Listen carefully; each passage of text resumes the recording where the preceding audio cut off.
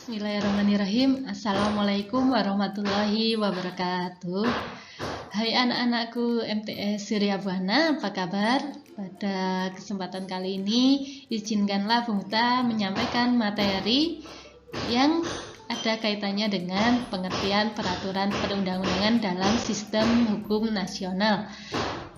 Sebelumnya, marilah kita membacakan doa terlebih dahulu supaya nanti pembelajaran pada sesi ini kita diberikan kelancaran oleh Allah Subhanahu wa taala. Berdoa dimulai. A'udzubillahi minasyaitonirrajim. Bismillahirrahmanirrahim. Raditu billahi rabba wa bil islami dina wa bi muhammadin nabiyya wa rasulah. Rabbi zidni ilma warzuqni fahma waj'alni min ibadikas sholihin. Amin amin ya rabbal alamin. Nah, pada pertemuan kali ini Bung Ta akan membacakan kaitannya dengan kompetensi dasar yang akan kita capai. Kaitannya dengan pengetahuan yakni menelaah makna kedudukan dan fungsi Undang-Undang Dasar Negara Republik Indonesia tahun 1945 serta peraturan perundang-undangan lainnya dalam sistem hukum nasional. Yang selanjutnya menyajikan hasil telaah makna, kedudukan, dan fungsi Undang-Undang Dasar Negara Republik Indonesia tahun 1945 dalam penerapan kehidupan sehari-hari.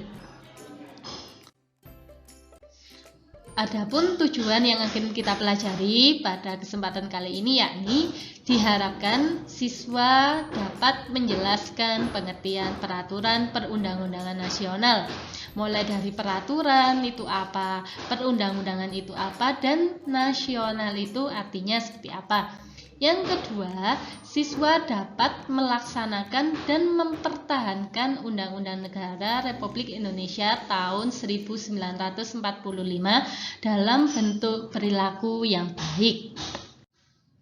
Yang akan kita pelajari yang pertama adalah kaitannya dengan apa itu peraturan. Kita sering mendengar kaitannya dengan kata peraturan. Bisa peraturan di sekolah, peraturan di rumah, ataupun peraturan di lingkungan masyarakat. Nah, artinya apa pengertian dari peraturan itu? Peraturan adalah sesuatu yang disepakati dan mengikat sekelompok orang atau lembaga dalam rangka mencapai suatu tujuan yang sama dalam hidup. Jadi kalau peraturan di rumah berarti itu disepakati antara ibu, ayah, dan anak. Tetapi kalau di sekolah berarti siswa, guru, dan orang tua yang memiliki tujuan yang sama yakni kaitannya dengan ketertiban.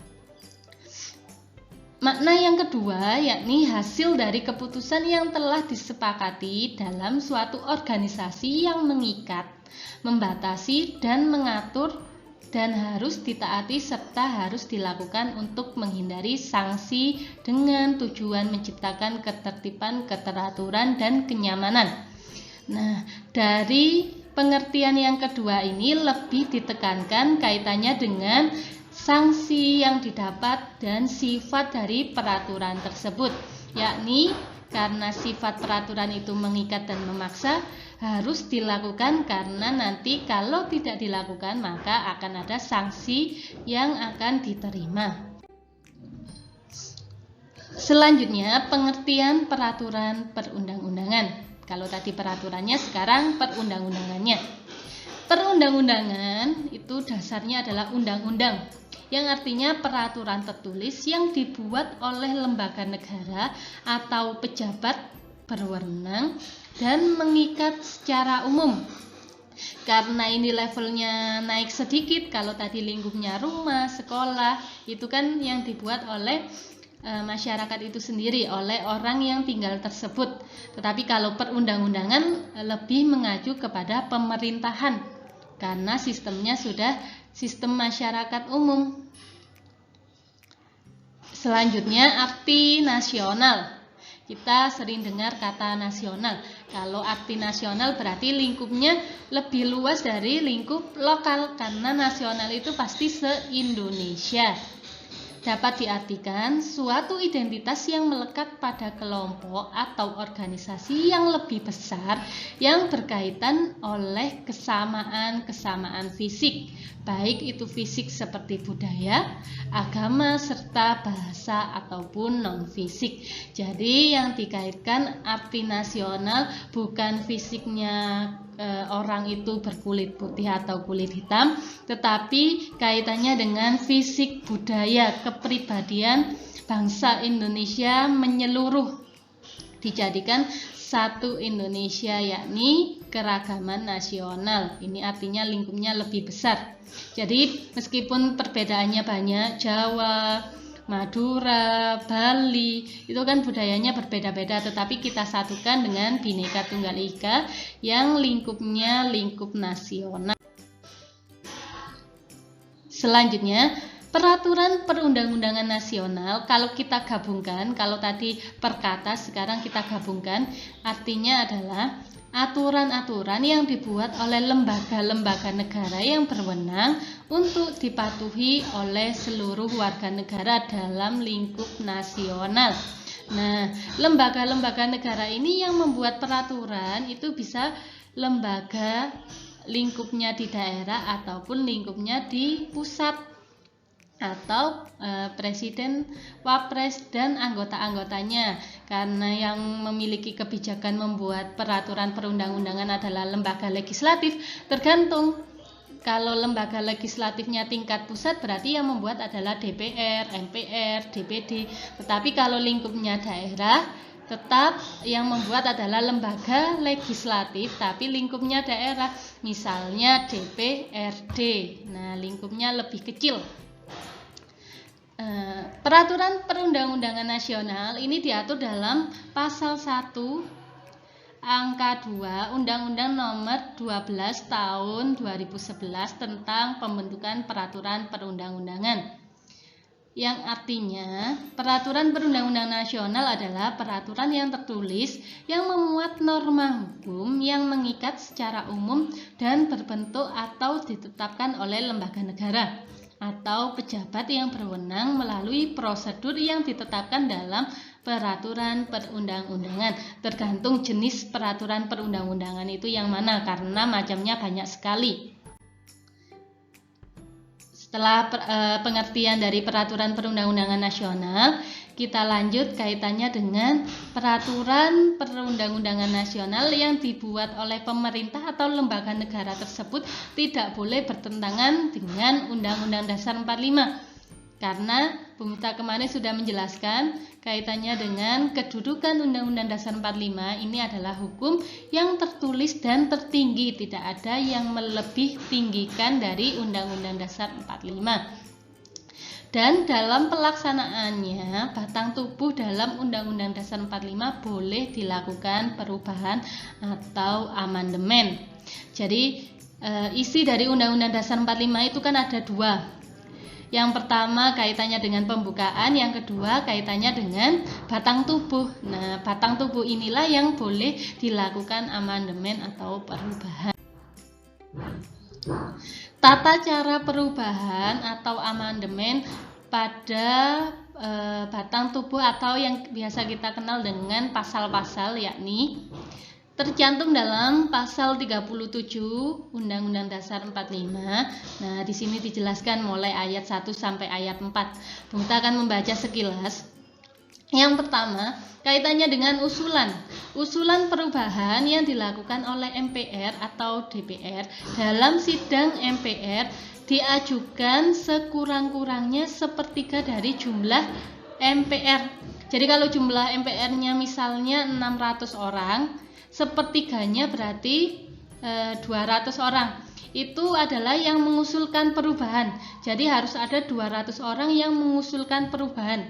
Tidak boleh kurang dari 200 karena harus sekurang-kurangnya, tetapi boleh lebih dari 200, itu malah boleh sekali. Yang kedua, usulannya ditulis dan ditunjukkan sebagai bagian yang diusulkan kaitannya dengan perubahan atau amandemen tersebut. Ini dijelaskan di ayat kedua.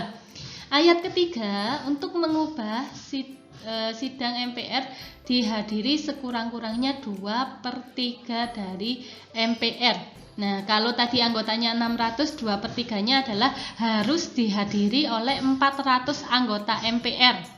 Nah, itu sekurang-kurangnya. Kalau kurang dari itu tidak diperbolehkan melakukan perubahan karena harus dihadiri oleh 400 anggota MPR. Yang terakhir, usulan dari perubahan tersebut harus disetujui sekurang-kurangnya 50% ditambah 1. Jadi kalau 50% dari 600 berarti 300 ditambah 1 orang. Berarti 301 orang yang setuju kaitannya dengan putusan yang diubah. Ini kaitannya dengan ketentuan tata cara perubahan atau amandemen. Sedikit banyak kata-katanya, tetapi kalau disingkat itu lebih mudah nak, seperti yang Bu Miftah sampaikan. Jadi Bu Miftah tuliskan lengkap supaya kalian paham kalau ini isi dari pasal 37 Undang-Undang Dasar 45.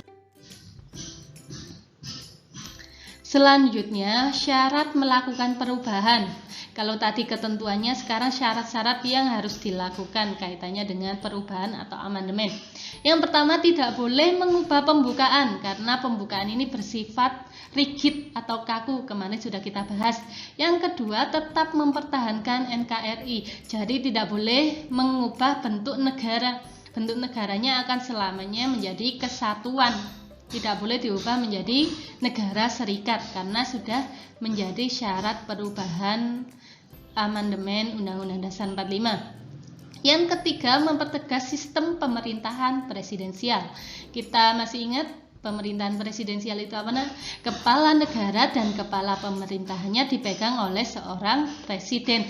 Jadi kewenangan tertinggi dalam negara Kesatuan Republik Indonesia adalah kewenangannya seorang presiden karena memegang sebagai kepala negara dan kepala pemerintahan.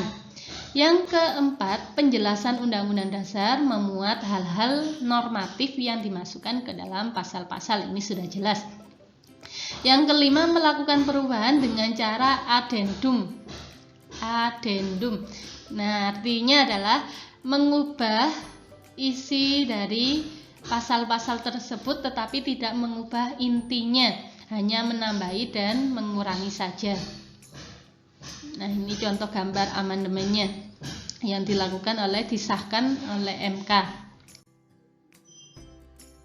Selanjutnya, ini adalah tugas kalian. Silakan kalian mengerjakan tugas yang Bu Miftah tuliskan di sini. Boleh bentuknya tabel atau kalian tuliskan seperti paragraf. Bu Miftah sudah memberikan contoh. Nah, di sini harus kalian isi nomor 2, 3, 4, dan 5. Contoh nomor 1, ini boleh ditulis nak. Hak sebagai warga negara itu adalah mendapatkan pendidikan. Nah, pertanyaannya, terdapat dalam pasal berapakah? Terdapat dalam pasal 31 ayat 1 Undang-Undang Dasar 45. Kolom yang kedua ini boleh kalian tuliskan isinya.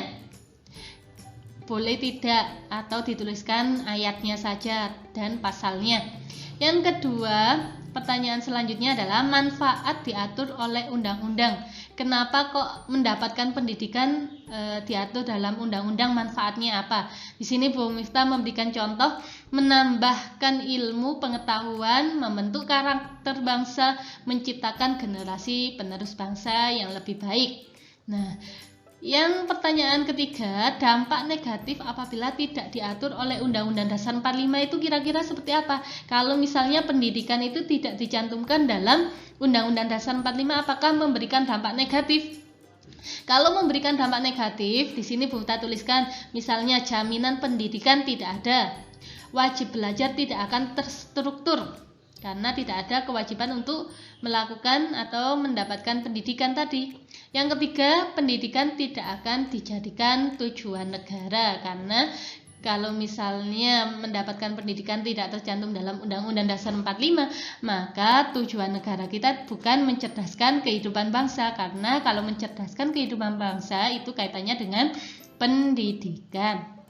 Nah, silakan yang beragama dan beribadah, hak untuk perlindungan hukum, hak untuk memilih dipilih, hak untuk berserikat dan berpendapat itu termasuk dalam pasal berapa, manfaatnya apa, dampak negatifnya juga seperti apa, silakan kalian tuliskan di titik-titik di bawahnya contoh Bu Miftah tadi.